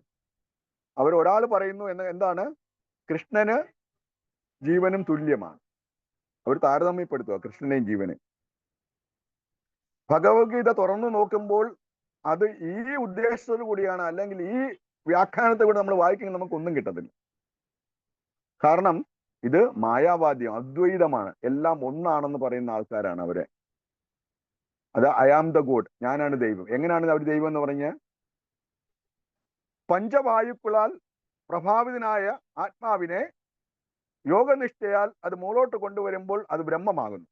അതായത് സർവജ്ഞാനമുള്ള ജീവാത്മാവിനെയും ബ്രഹ്മം എന്ന് പറയും, സർവശക്തിയായ പ്രകൃതിയെയും ബ്രഹ്മം എന്ന് പറയും. അതുകൂടാതെ ഈശ്വരനെയും പരമാത്മാവിനെയും ബ്രഹ്മം എന്ന് പറയും. പക്ഷെ ഇവിടെ ഉദ്ദേശിക്കുന്ന ബ്രഹ്മം, ഇവരുദ്ദേശിക്കുന്ന ബ്രഹ്മം എന്ന് പറഞ്ഞാൽ ജീവാത്മാവും പരമാത്മാവും ഒന്ന് തന്നെയാണെന്ന് പറയുന്നവരാണ്. ഇവിടെ രണ്ടാമത്തെ ആൾക്കാർ പറയുന്നത് എന്തുവാണ്, പ്രകൃതിയും ജീവനും ഒന്നാണ്. ഭഗവാൻ എന്താണ് ഭഗവത്ഗീതയിൽ പറഞ്ഞിരിക്കുന്നത്, ജീവൻ എൻ്റെ അംശ സ്ഫുരണങ്ങളാണ്, അത് ഉത്കൃഷ്ട ശക്തിയാണ്. എന്നാൽ പ്രകൃതിയിലോ അധമ ശക്തിയാണ്. പ്രകൃതിക്ക് ജീവനില്ല. പ്രകൃതിക്ക് ജീവൻ കൊടുക്കുന്നതിന് വേണ്ടിയാണ് ജീവാത്മാക്കളെ ഭഗവാൻ സൃഷ്ടിച്ചത്. പ്രകൃതിയുമായിട്ട് സംജോതം ചെയ്യുമ്പോൾ മാത്രമാണ് ജീവാത്മാവ് സംജോതം ചെയ്യും പ്രകൃതിയുമായിട്ട്. അതിനെ ചൂഷണം ചെയ്യുന്നതിന്, അതിനെ ചൂഷണം ചെയ്ത് ആസ്വദിക്കുന്നതിന് വേണ്ടിയാണ് ജീവാത്മാവ് പ്രകൃതിയായിട്ട് ബന്ധപ്പെടുന്നത്. ആ പ്രകൃതിയുമായിട്ട് ബന്ധപ്പെടുമ്പോൾ ജീവാത്മാവ് എന്താകുന്നു, ഗുണങ്ങളുടെ പ്രഭാവം ഉണ്ടാകുന്നു അവർക്ക്, ജീവാത്മാവിന്. അപ്പോൾ ഭൗതിക പ്രകൃതിയെ പ്രവർത്തിക്കാൻ വേണ്ടിയാണ് ജീവാത്മാവിനെ ഭഗവാൻ സൃഷ്ടിച്ചിരിക്കുന്നത്. ആ പ്രകൃതിയെ പ്രവർത്തിച്ചതിന് ശേഷം പുരുഷാർത്ഥം സ്വീകരിച്ചിട്ട് അതിൽ നിന്ന് പടിപടിയായിട്ട് പുരോഗമിക്കണം എന്നാണ് വേദങ്ങൾ പറയുന്നത്. പക്ഷേ ത്രിഗുണങ്ങളുടെ പ്രഭാവമുള്ള പ്രകൃതിയിൽ ഒരു പ്രാവശ്യം ചെന്ന് വിട്ടുകഴിഞ്ഞാൽ ചക്കരയിൽ വീണ ഈച്ച പോലായിരിക്കും, അതിൽ നിന്ന് പൊങ്ങാൻ പറ്റത്തില്ല. അതിൽ നിന്ന് പൊക്കണമെങ്കിൽ ഗുണങ്ങൾ ബാധിക്കാത്ത ഒരാൾ വേണം, ഗുണങ്ങളാൽ പ്രഭാവിതമാകാത്ത ഒരാൾ മാത്രമേ അതിൽ നിന്ന് ഈച്ചയെ പൊക്കിയെടുത്ത് മാറ്റാൻ പറ്റൂ. ഇവിടെ ഉദ്ദേശിക്കുന്ന ഗുണങ്ങൾ പ്രതിപാദിക്കാത്ത ആളാരാണ്, ശ്രീ ഗുരുവാണ്. നമ്മുടെ എല്ലാം ഗുരുക്കളാണ്, ഗുരുക്കന്മാരാണ് ഗുണങ്ങൾ പ്രഭാവമില്ലാത്തത്. ഒരാൾക്ക് ആത്മീയ ഗുരുമായിട്ട് ഒരാളെ ഉണ്ടായുള്ളൂ, അദ്ദേഹമാണ് ഇവിടെ ശക്തിമാനായിട്ട് വരുന്നത്. എവിടുന്ന്, നമ്മളെ മായാമോഹിതരിൽ നിന്നും ആ മായാമോഹത്തിൽ നിന്ന് രക്ഷിക്കാനായിട്ടാണ് അദ്ദേഹം വരുന്നത്. കൃഷ്ണൻ സർവശക്തനാണ്. അതിനെ എല്ലാത്തിനെയും സബ്സ്റ്റിറ്റ്യൂട്ട് ചെയ്യാൻ പറ്റും, എല്ലാത്തിനെയും മാറ്റി നിർത്താൻ പറ്റും, എല്ലാത്തിനും വേണ്ടി ആയിരിക്കാം. ഈവൻ നമ്മുടെ മനുവിന് പോലും സബ്സ്റ്റിറ്റ്യൂട്ട് ചെയ്യാൻ ആളില്ലാതെ വന്നപ്പോഴത്തേക്ക് ഭഗവാൻ തന്നെ മനുവായിട്ട് വരുന്നു, അല്ലേ? അങ്ങനെയുണ്ട് കഥ. സൂര്യനായിട്ടും ചന്ദ്രനായിട്ടും ഭഗവാൻ വരുന്നു. ഇതിനാ പ്രകൃതിയായിട്ടും ഭഗവാന് നിൽക്കാൻ പറ്റും. പക്ഷേ ഇവയ്ക്കൊന്നും ഭഗവാനാകാൻ പറ്റില്ല. ഭഗവാൻ എല്ലാം ആകും, പക്ഷേ അവയ്ക്കൊന്നും ഭഗവാനാകാൻ പറ്റില്ല. ഇവിടെ പ്രകൃതിയെ അതുപോലെ തന്നെ ജീവസത്തെയും എല്ലാം നിയന്ത്രിക്കുന്ന ഭഗവാൻ ഏതിൽ കൂടാന്ന് ഞാൻ പറഞ്ഞു, വിവിധ ശക്തികളാലാണ് ഇതിൽ ഭഗവാൻ നിയന്ത്രിക്കുന്നത്. അതുകൊണ്ട് എന്താ പറയുക, ആ സ്പർശം ഭഗവാനിലില്ല, ആ അധമത്തിൽ ഉള്ള സ്പർശം ഭഗവാനില്ല. ഭഗവാൻ തന്റെ ശക്തികളിലാണ് നിയന്ത്രിക്കുന്നത്. അതുകൊണ്ട് ഭഗവാൻ അലൂഫാണ്, ഭഗവാൻ ഇതിൽ നിന്ന് വ്യത്യസ്തനാണ്. ഭഗവാൻ സൃഷ്ടിച്ചിട്ടുണ്ടെങ്കിലും ഭഗവാൻ അതിൽ നിന്ന് വ്യത്യസ്തനാണെന്നാണ് ശ്രീമദ് ഭഗവത്ഗീത പറയുന്നത്. അപ്പൊ എങ്ങനെയാണ് ഭഗവാൻ വ്യത്യസ്തനാണെന്ന് ആരെങ്കിലും ചോദിച്ചു കഴിഞ്ഞാൽ, ഭഗവാനല്ലേ സൃഷ്ടിച്ചത്, ഭഗവാൻ എങ്ങനെയാണ് വ്യത്യസ്തനാണെന്ന്, ഭഗവാന് ആ ഗുണങ്ങളിൽ പ്രഭാവം ഉണ്ടാവില്ലേ എന്ന് ചോദിച്ചു കഴിഞ്ഞാൽ ഇല്ല. കാരണം ഭഗവാൻ അതിൽ അസ്പർശനാണ്, അതിൽ സ്പർശിക്കുന്നില്ല. ഭഗവാൻ എപ്പോഴും അലൂഫാണ്, ഭഗവാൻ എപ്പോഴും പ്രത്യേകമായിട്ടാണ് നിൽക്കുന്നത്. ഭഗവാൻ അവരെ നിയന്ത്രിക്കുന്നത് ഭഗവാന്റെ ശക്തികളാണ്. അതായത് ഏകാംശേന സ്ഥിതോ ജഗത്, ഭഗവാന്റെ ശക്തികളിൽ ഒരു അംശം കൊണ്ട് മാത്രമാണ് ഈ ജഗത്തിനെ എല്ലാം നിലനിർത്തുന്നത് എന്നാണ് ഭഗവാൻ ഭഗവത്ഗീതയിൽ പറഞ്ഞിട്ടുള്ളത്. ഇവിടെ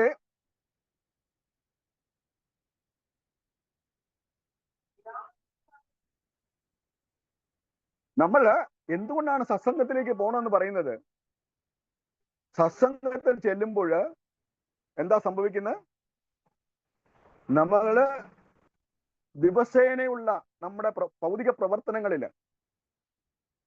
ദിവസേനയുള്ള നമ്മുടെ ആ ഒരു എന്താ പറയുന്നത്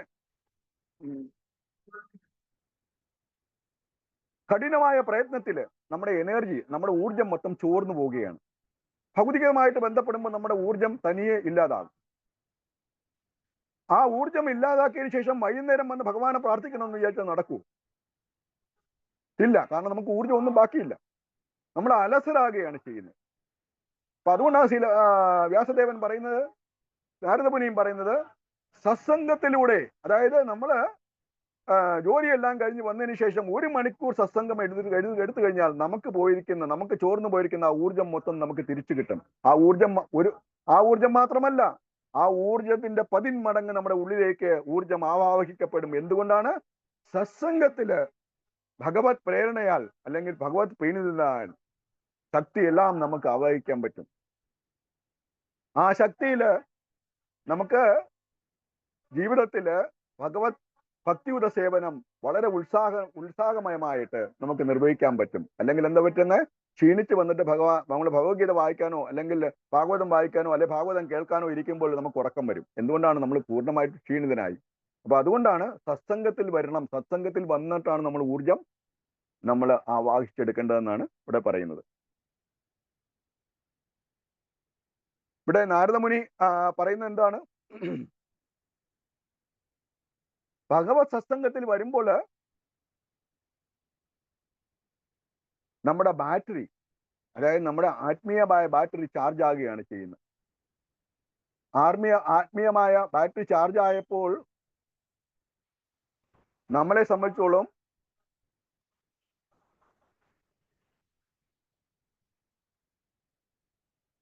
ആത്മീയമായിട്ടുള്ള ശക്തി നമുക്ക് തിരിച്ചു കിട്ടുകയാണ് ചെയ്യുന്നത്. ആ ആത്മീയമായ ശക്തി നമുക്ക് തിരിച്ചു കിട്ടുമ്പോൾ നമ്മൾ ഭഗവാനെ പ്രകീർത്തിക്കാൻ തുടങ്ങും. ചില പ്രഭുപാദ് പറഞ്ഞിട്ടുണ്ട്, വൃന്ദാവനത്തിൽ പോകേണ്ട ആവശ്യമില്ല. ഒരു ശുദ്ധ ഭക്തന് ഇരിക്കുന്ന സ്ഥലം തന്നെ വൃന്ദാവനമാക്കാൻ പറ്റും. എങ്ങനെ? ഭഗവത് കീർത്തനം ഭഗവത് നാമവും ചൊല്ലുമ്പോൾ അടുത്തിരിക്കുന്ന നമ്മുടെ ആ ഒരു പരിസ്ഥിതി തന്നെ ശുദ്ധമായിട്ട് മാറും. അതിൽ അടങ്ങിയിട്ടുള്ള ജീവികളും അതുപോലെ അതിന് തൊട്ടടുത്തുള്ള മനുഷ്യരും ആ ഭഗവത് പ്രാർത്ഥനയിൽ അന്തർലീനമാണ്. അങ്ങനെ അത് വൃന്ദാവനമായിട്ട് മാറുകയാണെന്ന് ചില പ്രഭുപാദ് പറഞ്ഞു. ചില പ്രഭുപാദ് ഇതുകൂടെ പറഞ്ഞിട്ടുണ്ട്, നിങ്ങൾ ഒട്ടും വിഷമിക്കണ്ട. ഞാൻ പറയുന്ന രീതിയിൽ 16 മാല അപരാധമില്ലാതെ 16 മാല ചൊല്ലുക, ഡെയിലി സത്സംഗം എടുക്കുക, 4 നിയമങ്ങളെ അനുസരിക്കുക. ഇത് 3 ചെയ്താൽ ഗോലോകത്തിന്റെ പിന്നാമാതിലിൽ കൂടെ ഞാൻ നിങ്ങളെ അവിടെ എത്തിക്കും. അതിന് യാതൊരു സംശയമില്ല എന്ന് ചില പ്രഭുപാദ് ഗ്യാരണ്ടി തന്നിരിക്കുകയാണ്. അങ്ങനെ ഗ്യാരണ്ടി തരുന്ന ഒരു വിശ്വഗുരു വേറെ ഒന്നും നമുക്ക് കാണാൻ പറ്റില്ല. അതാണ് ഗുരുവിന്റെ മഹാത്മ്യം എന്ന് പറഞ്ഞാൽ. ചില വിശ്വനാഥ ചക്രവർത്തി ഠാക്കൂർ എന്താ പറയുന്നത്? നമുക്ക് ഭക്തിയുത സേവനത്തിന്റെ ലത, ഭക്തി ബീജം, ഭക്തി ലതയായിട്ട് മാറണമെങ്കിൽ എന്താ ചെയ്യേണ്ടത്? അതിനുള്ള പരിസ്ഥിതി വേണം. വെള്ളം വേണം, തണൽ വേണം, എല്ലാം വേണം. എങ്കിൽ മാത്രമേ ആ ഭക്തിലത പൊട്ടിമുളച്ച്, ആ ബീജം പൊട്ടിമുളച്ച് ഭക്തിലതയായിട്ട് മാറുകയുള്ളൂ. ഇവിടെ ഇത് രണ്ടും ഉണ്ടാകണമെങ്കിൽ അതിന് വെള്ളമൊഴിക്കണം, അല്ലേ? അതിനുള്ള പരിസ്ഥിതി ഉണ്ടാകണം. അപ്പൊ ഭക്തിയിൽ ഉള്ള പരിസ്ഥിതി നമ്മൾ എങ്ങനെയാ ഉണ്ടാക്കുന്നത്? നമ്മള് ഭഗവത് ഭക്തരുടെ ഇടയിലാണ് ഇരിക്കേണ്ടത്. സാധുസംഗേ ലവമാത്രേ സാധുസംഗേ സർവസിദ്ധി ഹോ എന്നാണ് പറയുന്നത് ചൈതന്യ മഹാപ്രഭു ചൈതന്യ ചരിതാമൃതത്തിൽ. ഒരു ലവം എന്ന് പറയുന്ന ഒരു സെക്കൻഡിന്റെ 10-ലൊരു അംശമാണ്. ആ 10-ലൊരു അംശം പോലും നമ്മുടെ സത്സംഗത്തിൽ ഉണ്ടായിരുന്നാൽ, സാധുക്കളുടെ സത്സംഗത്തിൽ ഉണ്ടായിരുന്നാൽ നമുക്ക് എല്ലാ സിദ്ധികളും, സർവശ്രേഷ്ഠമായുള്ള സിദ്ധികൾ നമുക്ക് ലഭിക്കുമാണ്. എന്ത് ശ്രേഷ്ഠമാണ് നമുക്ക് വേണ്ടത്? എന്ത് സിദ്ധിയാ വേണ്ട? ഭഗവാനെ ശ്രദ്ധയോടുകൂടി ഭഗവത് സേവനം ചെയ്യാനുള്ള ആ ശ്രദ്ധയാണ് നമുക്ക് വേണ്ടത്. അത് നമുക്ക് സത്സംഗത്തിൽ നിന്ന് കിട്ടുമെന്നാണ്. അതുകൊണ്ട് നമ്മുടെ പൂർണ്ണമായിട്ടുള്ള ഊർജവും ഭക്തസംഘത്തിലൂടെ നമുക്ക് ഭക്തിയുത സേവനമാക്കി മാറ്റണം എന്നാണ് ശ്രീ വിശ്വനാഥ് ചക്രവർത്തി താക്കൂർ പറയുന്നത്. അതോടെ ഭഗവാൻ പ്രീതിപ്പെടുകയും നമ്മളിൽ കരുണ ചൊരിയുകയും ചെയ്യുന്നതാണ് ശ്ലോകത്തിൽ പറയുന്നത്. ഏതൊരു ഭഗവാനെ പ്രീതിപ്പെടുത്താൻ യഥാത്മാ സുപ്രസീദതി, അതായത്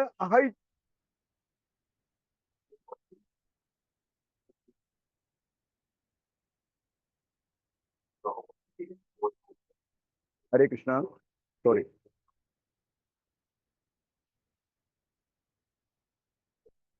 അതായത് ചൈതന്യ ചരിതാമൃതയിൽ പറഞ്ഞിട്ടുള്ളത് ഭക്തിയിൽ വന്നിട്ട് അഹൈത്തുകീ തുയ്യ പ്രഹദീഹത, എങ്ങനെയാണ് യാതൊരുവിധ ഭൗതികമായ മാലിന്യങ്ങളും തീണ്ടാതെ യാതൊരുവിധ ആഗ്രഹങ്ങളും കൂടാതെ ഭഗവാനെ ഭജിക്കുകയാണെങ്കിൽ എന്താ ഉണ്ടാകുന്ന? ഏ ആത്മാ സുപ്രസീദതി, ആ ആത്മാവ് ഭഗവാന്റെ ഭാവം പ്രാപിക്കുമെന്നാ പറയുന്നത്. സുപ്രസീദതി, സൂര്യനെ പോലെ തിളങ്ങുമെന്നാ പറയുന്നത്.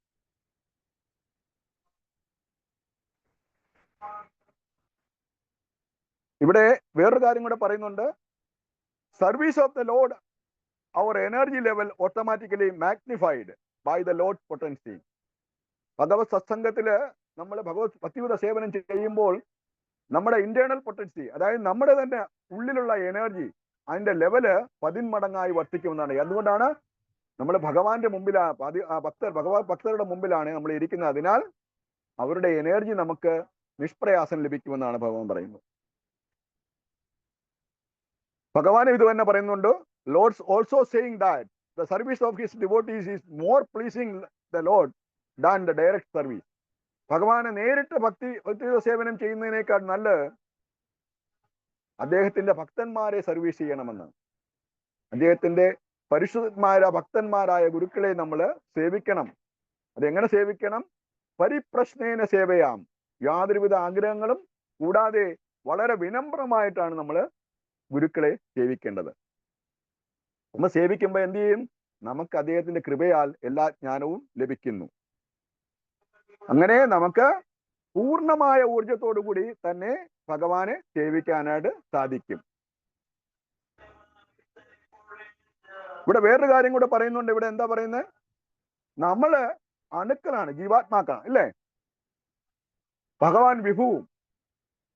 അതിന് താരതമ്യം നമ്മൾ ചെയ്യുകയാണെങ്കിൽ ഭഗവാൻ മഹാസമുദ്രവും നമ്മളൊരു കടൽ വെള്ള തുള്ളിയാണ്, അല്ലേ?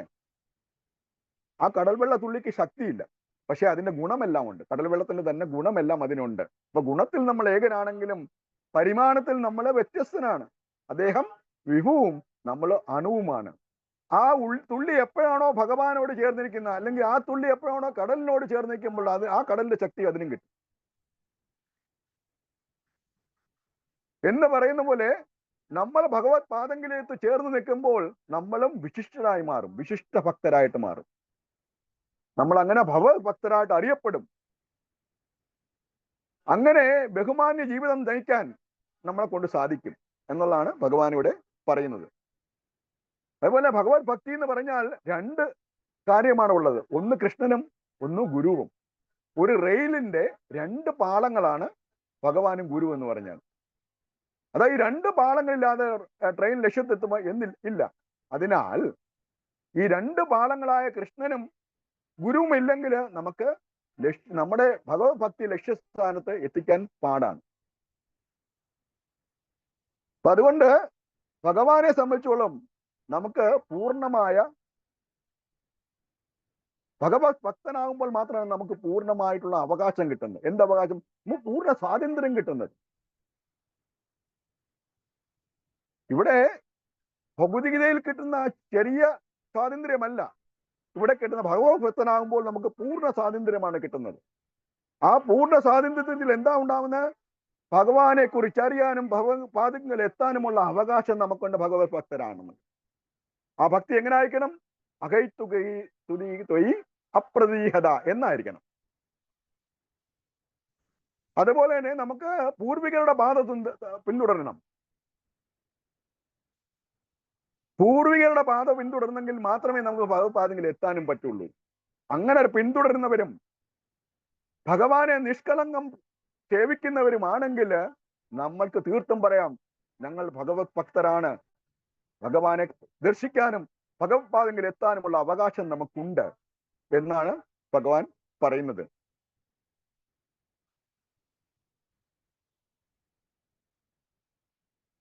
തേഷാം സതതയുക്താനാം ഭജതാം പ്രീതിപൂർവം ദദാമി ബുദ്ധിയോഗം തം യേന മാം ഉപായന്തിരേ. ഭഗവാൻ പറയുന്നുണ്ട് എവിടെ? 10-ാം അധ്യായത്തിൽ 10-ാമത്തെ ശ്ലോകം. എല്ലായ്പ്പോഴും സതതം കീർത്തയന്തോ മാം, എല്ലായ്പ്പോഴും ഭക്തിപൂർവ്വം എന്നെ ഭജിക്കുന്നവർക്ക് എന്നിലേക്ക് വരാനുള്ള മാർഗം ഞാൻ, അല്ലെങ്കിൽ എന്നിലേക്ക് വരാനുള്ള ബുദ്ധി അവരെ ഉപദേശിക്കുന്നുണ്ട്. ഇവിടെ ബുദ്ധി എങ്ങനെയാണ് വരുന്നത്? ഗുരുവിൽ കൂടെ വേണം നമ്മൾ ഭഗവാനെ പ്രാർത്ഥിക്കാൻ. ഗുരു എന്ന് പറയുന്നത് ഒരു പ്രിസം പോലെ, ഒരു പ്രിസം മാധ്യമമാണ്. ഭഗവത് ദൃഷ്ടി നമ്മളിലേക്ക് പതിക്കാനും നമ്മുടെ സേവനം ഭഗവൻകീഴിലേക്ക് എത്താനുമുള്ള ഒരു മീഡിയമാണ്, ഒരു മാധ്യമമാണ് ശ്രീ ഗുരു എന്ന് പറഞ്ഞാൽ. ആ മാധ്യമത്തിൽ കൂടി, ആ പ്രിസത്തിൽ കൂടി സൂര്യരശ്മി വരുമ്പോൾ അതിന്റെ 7 വർണ്ണങ്ങൾ നമുക്ക് കാണാൻ പറ്റും എന്ന് പറയുന്ന പോലെ ആ ഭഗവാന്റെ ശക്തികളെ ദർശിക്കാനും ഭഗവത് പാദത്തെ ദർശിക്കാനും ഭഗവാനെ പിന്തുടരാനും നമ്മൾക്ക് ഗുരുവിനാൽ സാധിക്കും. ഗുരു എന്ന് പറയുന്നത് ഭഗവാന്റെ പ്രതിനിധിയും ഭഗവാന്റെ മാധ്യമവും കൂടെയാണ്. ഹരേ കൃഷ്ണ ഹരേ കൃഷ്ണ കൃഷ്ണ കൃഷ്ണ ഹരേ ഹരേ ഹരേ രാമ രാമ രാമ ഹരേ ഹരേ. എന്തെങ്കിലും തെറ്റുകുട്ടുകളുണ്ടെങ്കിൽ ക്ഷമിക്കാൻ എല്ലാ ഭക്തപാദങ്ങളോടും ഞാൻ അപേക്ഷിക്കാൻ. ഹരേ Krishna.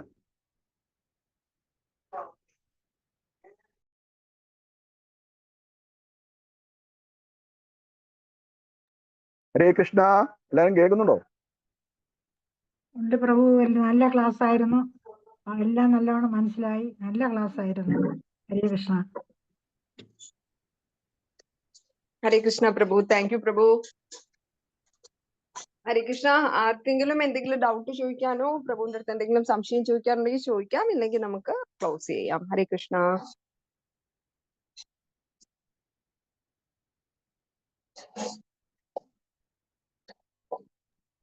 Hare Krishna, thank you, Prabhu. Pranamam, Prabhu. Thank you very much. Pranam. ഹരിബോൾ. ഹരേ കൃഷ്ണ. പ്രണാം പ്രഭു. ആർക്കും സംശയമില്ലെങ്കിൽ നമുക്ക് അവസാനിപ്പിക്കാം. ക്ലോസ് ചെയ്യാം. അവസാനിപ്പിക്കാം. പറയൂ മാതാജി. ഹരേ കൃഷ്ണ പ്രഭു. ഒരു സെക്കൻഡ് വെയിറ്റ് ചെയ്താൽ ഞാൻ ടെമ്പിൾ ഒന്ന് കാണിച്ചു തരായിരുന്നു, മായാപൂർ. ഹരേ കൃഷ്ണ. കേൾക്കുന്നുണ്ടോ പ്രഭു? കേൾക്കാവോ? കാണിച്ചോളൂ മാതാജി, കാണിച്ചോളൂ. ഹരിബോൾ. ഹരി കൃഷ്ണ. ഒരു മിനിറ്റ്, ഞാനൊന്ന് ഇത് ചെയ്തോട്ടെ.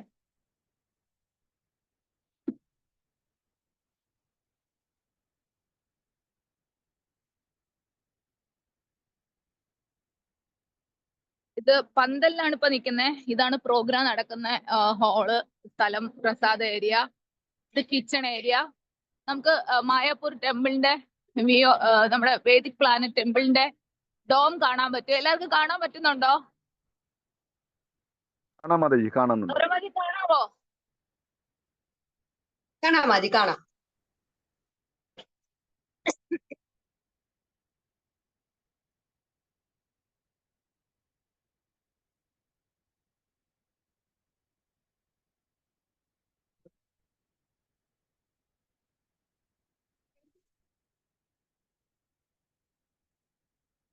ഇത് കിച്ചൺ ഏരിയ ആണ്, പ്രസാദം കുക്കിംഗ്. പിന്നെ ഇവിടെ ഇതൊക്കെ നമ്മുടെ സീനിയർ സിറ്റിസൺസിന് കഴിക്കേണ്ട സ്ഥലമാണ്. അപ്പോൾ ഇതാണ് മായാപൂർ ടെമ്പിളിന്റെ നമ്മൾ ഈ സൈഡിൽ പന്തൽ കെട്ടിയിരിക്കുന്ന അവിടെ നിന്നിട്ട് നമുക്ക് കാണാൻ പറ്റുന്ന വ്യൂ. അപ്പുറത്തോട്ട് പോവാൻ ഇനിയിപ്പോ ലേറ്റ് ആയി പോവും. അപ്പുറത്ത് പോയാൽ എല്ലാവർക്കും സമയമായി കാണും ഓഫീസിലൊക്കെ പോവാൻ. ഹരേ കൃഷ്ണ. താങ്ക് യു പ്രഭു. ഹരേ കൃഷ്ണ. താങ്ക് യു മാതാജി. വളരെ വളരെ എന്താ പറയുന്നത്, ഭാഗ്യമാണ് നമ്മുടെ മായാപൂർ ക്ഷേത്രം കാണുന്നത്, TOVP കാണുന്നത്. എല്ലാവർക്കും ആ ഭാഗ്യം സിദ്ധിച്ചിട്ടുണ്ട്. നമുക്ക് ദൂരെയാണെങ്കിൽ കൂടെ നമുക്കിത് കാണാൻ പറ്റും. നെറ്റിൽ കൂടെ നമുക്ക് കറക്റ്റായിട്ട് നോക്കാം. TOVP നെറ്റിൽ നമ്മൾ TOP അടിച്ചു കഴിഞ്ഞാൽ അത് വ്യക്തമായിട്ടുള്ള രൂപയിൽ ഇപ്പോഴത്തെ അവസ്ഥയിൽ നമുക്ക് കാണാം. ഹരേ കൃഷ്ണ. ദണ്ഡോപ്രണാം. താങ്ക് യു മാതാജി. Thank you very much. Hare Krishna പ്രഭു. ഹരേ കൃഷ്ണ. ദണ്ഡോപ്രണാം പ്രഭു. പ്രണാം. ഹരേ കൃഷ്ണ. ഇത് എവിടെ ക്ലോസ് ചെയ്യട്ടെ പ്രഭു. ഇത് എവിടെയായത് മാതാജി എവിടെ മായാപൂര ചന്ദ്രൻ പ്രഭു, മായാപൂർ. അവിടെ അത് എന്താ കൽക്കട്ടയിൽ വിശേഷം? കൽക്കട്ടയിൽ നിന്ന് 166 അതെ, കിലോമീറ്റർ അതെ. ഈസ്റ്റ് സൈഡിലേക്ക് പോകണം. നവദ്വീപ് പ്രത്യേകിച്ച് എന്ന് പറയുന്ന വിശേഷം ജില്ലയിൽ. വല്ലതും ഉണ്ടോ? എന്താ പ്രഭു? പ്രത്യേകിച്ച് വിശേഷം വല്ലതും ഉണ്ടോ? ഇവിടെ രാധനാഥ് സ്വാമി മഹാരാജിന്റെ ഒരു കാർത്തിക് യാത്ര എന്ന് പറഞ്ഞിട്ട് എല്ലാ ദാമോദര മാസത്തിലും മഹാരാജ് ഒരു യാത്ര നടത്തും 6 days. അപ്പൊ അതിന്റെ ഒരു പ്രോഗ്രാമിന് അറ്റൻഡ് ചെയ്യാൻ ഞങ്ങൾ വന്നതാണ്. ഇന്ന് ലാസ്റ്റ് ഡേ ആണ് പ്രഭു, ഇന്നത്തോടെ ശരി. കഴിയും. ഈ പ്രാവശ്യം മായാപൂരാണ്, കഴിഞ്ഞ പ്രാവശ്യം ജഗന്നാഥ്പുരി ആയിരുന്നു, അടുത്ത പ്രാവശ്യം വൃന്ദാവനോ അയോധ്യ എന്നും പറയുന്നുണ്ട്. ഫിക്സ് ആയിട്ടില്ല. എല്ലാ കാർത്തിക് മന്തിലും 6 ദിവസത്തെ പ്രോഗ്രാം നടക്കും. ഇത് അമ്പലത്തിന് ദൂരെയാണെന്ന് തോന്നുന്നല്ലോ. ഇത് അമ്പലം, അതായത് 10,000 പേരാണ് പങ്കെടുക്കുന്ന പ്രഭു. അപ്പം അതിനുള്ള പന്തലാണ് ഇത്. ഈ 10,000 പേർക്ക് ഇരിക്കാനുള്ള ഒരു പന്തലാണ് ഈ ഷീറ്റ്. അവിടെയാണ് ക്ലാസ്സും പ്രസാദവും ഒക്കെ നടക്കുന്നത്. രാവിലത്തെ മംഗളാരതിയും ഒക്കെ ഇവിടെയാണ് നടക്കുന്നത്. ഇവിടെ 10,000 പേർക്ക് ഇവിടെയാണ് കുക്ക് ചെയ്യുന്നത്. കൃഷ്ണ, അതായത് അമ്പലത്തിനകത്ത് മുകളിലും താഴെയായിട്ട് 2 ഹോൾ ഉണ്ട്. ഓരോ ഹോളിലും 50,000 പേർക്ക് ഇരിക്കാനുള്ള സന്ദർഭമുണ്ട്. 3 ഓൾട്ടറാണുള്ളത്. ഒന്ന് ശ്രീ രാധാകൃഷ്ണന്റെ, ഒന്ന് നമ്മുടെ എന്തോ അത് തന്നെ രാധാകൃഷ്ണനും അഷ്ടസഖിയിലും, ഒന്ന് ശ്രീ നരസിംഹദേവ്. അത് തന്നെ, ഹരേ കൃഷ്ണ. അപ്പൊ പ്രഭു എന്ത് വിശേഷമാണെന്ന് ചോദിച്ചപ്പോ മായാപൂരിൽ എന്തും വിശേഷമല്ലേ പ്രഭു? എന്തുകൊണ്ടാന്ന് ചോദിച്ചാ. ഹരേ കൃഷ്ണ. Thank you Prabhu. ഹരി ബോൾ. ധന്യവാദം. Hare Krishna. Thank you. Close ചെയ്യട്ടെ മാജി? ആയിക്കോട്ടെ. അവിടെ മാതാജിയെ കാണുന്നില്ലല്ലോ, അതെവിടാ? ഹരേ കൃഷ്ണ.